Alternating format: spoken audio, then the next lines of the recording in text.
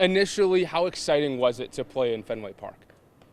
Well, this is something that I've visualized for years now. So, I think it was something that we put so much thought, so much detail, so much emphasis on what we were trying to accomplish that was the focus. But as soon as you walk into that stadium and look around, so many memories came out for me, thinking about when I was a kid, coming to that ballpark and seeing my favorite players. And then now to think that we were about to sell it out with all Bananas fans from all over the country was truly special.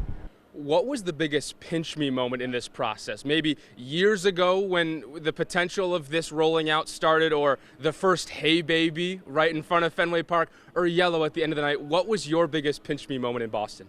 Well, at first it was the call a couple of years ago, to hear from the Red Sox. I visualized that call to get drafted, but not to, actually have the whole team, the Savannah Bananas, come play there.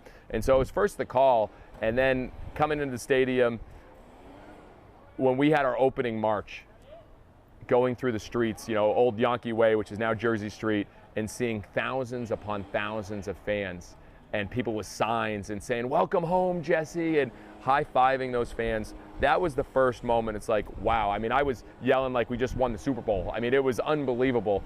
And then Yellow, I took a second to see, Fenway Park, 1912, over 100 years old. And there's never been a moment like that where the whole stadium lights off and everyone had their flashlights on and we were singing together. I thought it was one of the most beautiful things I've ever seen in my life.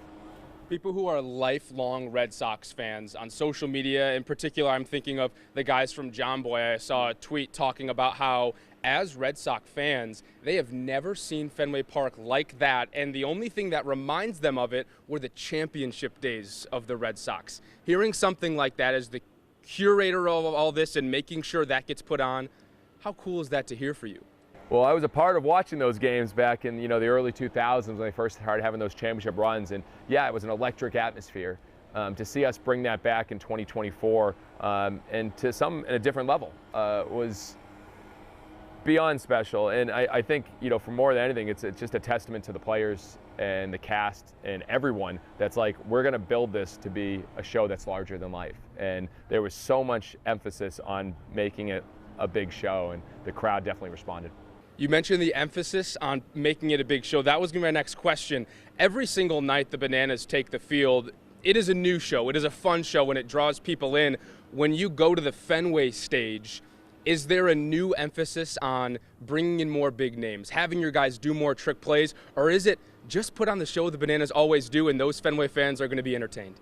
We definitely try to take it to another level. I think it's natural. You're playing in front of that many people at a bigger stage. And so, yeah, I mean, we had our player dance is usually 5 to 10 players. We put the entire teams of the Party Animals and Bananas on the field.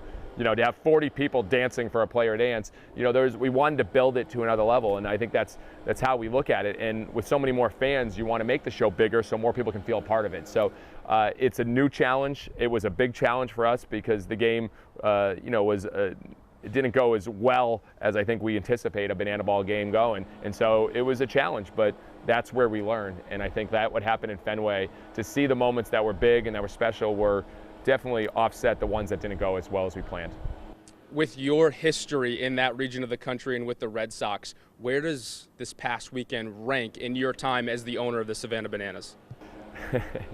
It's hard to put a ranking on because there's been so many moments. The first game here in Savannah after, my wife and I having to sell our house, empty out our savings account after only selling a few tickets, to see a sold-out stadium here in Savannah, that felt like the biggest game of our life. The first One City World Tour, playing the game in a different city and seeing it sell out was larger than life.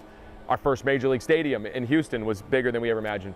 But yes, I mean, Fenway, just because of the history of the ballpark, all the amazing moments that have happened there throughout the years, to see us a part of one and creating one for what many fans said was a moment they'll never ever forget at Fenway, that's got to be right up there on the top of the list. You know as much as anyone the work that goes into putting on a show like you did at Fenway with your entire team of players and front office staff.